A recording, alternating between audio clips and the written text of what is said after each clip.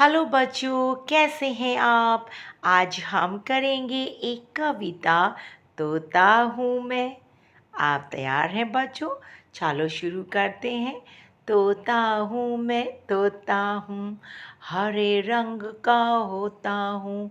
चोंच मेरी लाल है, सुंदर मेरी चाल है। मिट्ठू राम मेरा नाम है, मीठी बोली मेरा काम है। पिंजरे में मैं करता मस्ती, खाता मिर्ची बड़ी ही सस्ती। बागों में मैं रहता हूँ, मीठे फल मैं खाता हूँ। जादू है मेरी बोली में, सबको हंसाऊं चुटकी में। कभी न रोता कभी न सताता, हर दिल में मैं घर बनाता।